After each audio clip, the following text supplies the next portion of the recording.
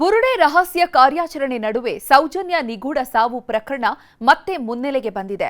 ಇವತ್ತು ಮೃತ ಸೌಜನ್ಯ ನಿವಾಸಕ್ಕೆ ಭೇಟಿ ನೀಡಿದ ಬಿಜೆಪಿ ನಿಯೋಗ ಕುಟುಂಬಸ್ಥರಿಗೆ ಸಾಂತ್ವನ ಹೇಳಿದೆ.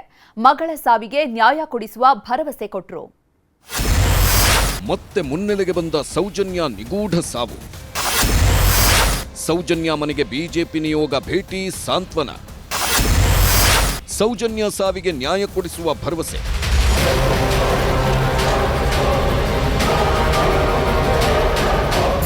ಇವತ್ತು ಸೌಜನ್ಯ ಹತ್ಯೆ ಪ್ರಕರಣ ಇವತ್ತು ಮರುತನಿಕೆಗೆ ರಾಜ್ಯ ಸರ್ಕಾರ ಘೋಷಣೆ ಮಾಡಲಿದ್ದ ತಕ್ಷಣ ಸೌಜನ್ಯನ ಸಾವೇನಾಗಿದೆ ಅದರ ಮರುತನಿಕೆ ಆಗಬೇಕು. ಧರ್ಮಸ್ಥಳದಲ್ಲಿ 2012ರ ಅಕ್ಟೋಬರ್ ತಿಂಗಳಲ್ಲಿ ನಡೆದಿದ್ದ ಸೌಜನ್ಯ ಕೊಲೆ ಕೇಸ್ಗೆ ಸಂಬಂಧಿಸಿದಂತೆ ಬಿಜೆಪಿ ನಾಯಕರಿಂದ ನ್ಯಾಯಕ್ಕಾಗಿ ಆಗ್ರಹ ಜೋರಾಗಿದೆ. ಖುದ್ದು ಬಿಜೆಪಿ ರಾಜ್ಯಾಧ್ಯಕ್ಷ ಬಿವೈ ವಿಜಯೇಂದ್ರ ಇವತ್ತು ಸೌಜನ್ಯ ತಾಯಿಯನ್ನ ಭೇಟಿಯಾಗಿ ಮಾತುಕತೆ ನಡೆಸಿದ್ದಾರೆ.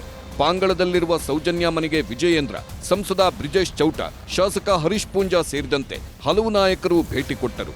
ಸೌಜನ್ಯ ಸಾವಿನ ಬಗ್ಗೆ ಪಕ್ಷಕ್ಕೆ ಕಳವಳವಿದ್ದು ನ್ಯಾಯ ಕೊಡಿಸುವ ಭರವಸೆ ನೀಡಿದ್ದಾರೆ ವಿಜಯೇಂದ್ರ. ಸೌಜನ್ಯ ಹೋರಾಟ, ಸುಪ್ರೀಂ ಕೋರ್ಟ್ ಕೇಸ್, ಹೀಗೆ ಎಲ್ಲದಕ್ಕೂ ಸಹಾಯ ಮಾಡೋ ಭರವಸೆಯನ್ನ ವಿಜಯೇಂದ್ರ ನೀಡಿದ್ದಾರೆ.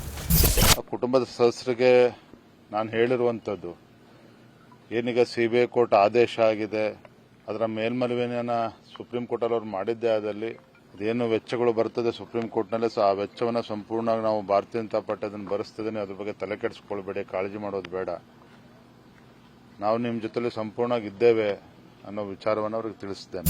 ತಮ್ಮನ್ನು ಭೇಟಿಯಾದ ಬಿಜೆಪಿ ನಾಯಕರ ಮುಂದೆಯೂ ತಮ್ಮ ಕಣ್ಣೀರಿನ ಕಥೆಯನ್ನ ಕುಸುಮಾವತಿ ವಿವರಿಸಿದ್ದಾರೆ.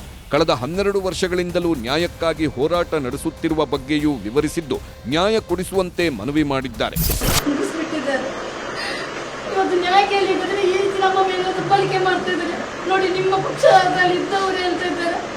ಇನ್ನು ಸೌಜನ್ಯ ಮನೆಗೆ ಹೋಗೋದಿಕ್ಕೂ ಮೊದಲೇ ಬಿಜೆಪಿ ನಾಯಕರು ಧರ್ಮಸ್ಥಳದಲ್ಲಿ ಹಮ್ಮಿಕೊಂಡಿದ್ದ ಧರ್ಮಸ್ಥಳ ಚಲೋ ಸಮಾವೇಶದಲ್ಲೂ ಸೌಜನ್ಯ ಪ್ರಕರಣವನ್ನ ಪ್ರಸ್ತಾಪಿಸಿದ್ದರು. ಸೌಜನ್ಯ ಸಾವಿಗೂ ನ್ಯಾಯ ಸಿಗಬೇಕೆಂದು ಬಿಜೆಪಿ ರಾಜ್ಯಾಧ್ಯಕ್ಷ ವಿಜಯೇಂದ್ರ ಹಾಗೂ ದಕ್ಷಿಣ ಕನ್ನಡದ ಸಂಸದ ಬ್ರಿಜೇಶ್ ಚೌಟ ಒತ್ತಾಯಿಸಿದ್ದಾರೆ. ನಮ್ಮ ಬೆಳ್ತಂಗಡಿಯ ಶಾಸಕರು ಸದನದಲ್ಲಿ ಅತ್ಯಂತ ಸ್ಪಷ್ಟವಾಗಿ ಹೇಳಿದ್ದಾರೆ, ಆ ಸೌಜನ್ಯನ ಸಾವೇನಾಗಿದೆ ಅದರ ಮರು ತನಿಖೆ ಆಗಬೇಕು. ಅದರಲ್ಲಿ ಯಾರೆಲ್ಲ ಇದ್ದಾರೆ ಅದು ಸ್ಪಷ್ಟವಾಗಿ ಹೊರಗೆ ಬರಬೇಕು. ಸರ್ಕಾರದ ಜವಾಬ್ದಾರಿ ಇದೆ, ಈ ಮರು ತನಿಖೆಯನ್ನು ಮಾಡುವಂತಹ ಕೆಲಸವನ್ನು ಮಾಡಬೇಕು. ಇಡೀ ಭಾರತೀಯ ಜನತಾ ಪಾರ್ಟಿ ಇದರ ಜೊತೆಗೆ ನಿಲ್ತದೆ ಅನ್ನುವಂತ ಮಾತನ್ನು ಈ ಸಂದರ್ಭದಲ್ಲಿ ಅತ್ಯಂತ ಸ್ಪಷ್ಟವಾಗಿ ಹೇಳ್ತಾ ಇದ್ದೇನೆ. ಇದು ಸೌಜನ್ಯ ಅತ್ಯಾಚಾರ ಮತ್ತು ಕೊಲೆ ಪ್ರಕರಣದ ಬಗ್ಗೆ ದಕ್ಷಿಣ ಕನ್ನಡ ಜಿಲ್ಲೆಯ ಬಿಜೆಪಿ ಕಾರ್ಯಕರ್ತರು ಹಾಗೂ ಸಾಮಾನ್ಯ ಜನರ ಆಗ್ರಹ ಬಿಜೆಪಿಯ ರಾಜ್ಯ ನಾಯಕತ್ವಕ್ಕೂ ಮುಟ್ಟಿರುವುದನ್ನು ಸ್ಪಷ್ಟವಾಗಿ ಎತ್ತಿ ತೋರಿಸಿದೆ. ಈ ಮೂಲಕ ಧರ್ಮಸ್ಥಳದಲ್ಲಿ ಈಗ ನಡೆಯುತ್ತಿರುವ ಎಸ್ಐಟಿ ತನಿಖೆಯ ಸಂದರ್ಭದಲ್ಲೂ ಸೌಜನ್ಯ ಪ್ರಕರಣಕ್ಕೆ ಮತ್ತೆ ಜೀವ ಸಿಗುವ ಲಕ್ಷಣ ಕಾಣುತ್ತಿದೆ. ಇನ್ನು ಇವತ್ತು ಬೆಳಿಗ್ಗೆಯಿಂದಲೇ ಧರ್ಮಸ್ಥಳದಲ್ಲಿ ಕೇಸರಿ ಕಹಳೆ ಮೊಳಗಿತ್ತು. ರಾಜ್ಯದ ನಾನಾ ಭಾಗಗಳಿಂದ ಬಂದಿದ್ದ ಬಿಜೆಪಿ ನಾಯಕರು ಧರ್ಮಸ್ಥಳದಲ್ಲಿ ಸೇರಿದ್ದರು. ಸುರಿಯೋ ಮಳೆಯನ್ನು ಲೆಕ್ಕಿಸದೆ ಧರ್ಮಸ್ಥಳ ವಿರುದ್ಧ ಅಪಪ್ರಚಾರ ಖಂಡಿಸಿ ಪಾದಯಾತ್ರೆ ಮಾಡಿದ್ರು. ವಿಜಯೇಂದ್ರ ನೇತೃತ್ವದಲ್ಲಿ ಪಾದಯಾತ್ರೆ ಮೂಲಕ ಬಂದು ವೀರೇಂದ್ರ ಹೆಗ್ಗಡೆ ಅವರನ್ನ ಭೇಟಿ ಮಾಡಿ ನೈತಿಕ ಸ್ಥೈರ್ಯ ತುಂಬಿದ್ರು. ಧರ್ಮಸ್ಥಳದ ವಿಚಾರವಾಗಿ ತನಿಖೆ ಮಾಡುತ್ತಿರುವ ರಾಜ್ಯ ಸರ್ಕಾರದ ಎಸ್ಐಟಿ ಮೇಲೆ ನಂಬಿಕೆ ಇಲ್ಲ, ತನಿಖೆಯನ್ನ ಎನ್ಐಎಗೆ ವಹಿಸಬೇಕು ಎಂದು ಬಿಜೆಪಿ ನಾಯಕರು ಆಗ್ರಹಿಸಿದ್ದಾರೆ. ಧರ್ಮಸ್ಥಳದ ವಿರುದ್ಧ ಏನು ಅಪಪ್ರಚಾರ ನಡೀತಾ ಇದೆ, ಇದರ ಸಂಪೂರ್ಣ ತನಿಖೆಯನ್ನ ಎನ್ಐಎ ಸಿಬಿಐ ಕೊಡಬೇಕು ಅಂತೇಳಿ ಮತ್ತೊಮ್ಮೆ ಆಗ್ರಹಪಡಿಸಿ ಸೊಸೈಟಿ ಯಾರನ್ನ ಹಿಡಿತಾ ಇದ್ದಾರೆ?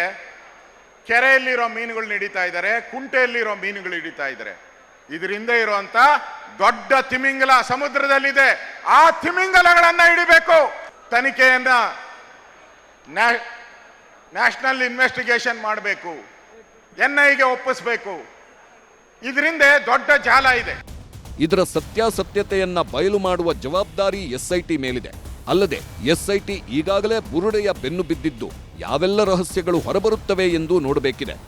ಮೈಸೂರಿನಿಂದ ಆನಂದ್ ಜೊತೆ ಮಂಜುನಾಥ್ ಆರ್ಯ ಮತ್ತು ಕಿಶನ್ ಶೆಟ್ಟಿ, ನ್ಯೂಸ್ 18 ಧರ್ಮಸ್ಥಳ.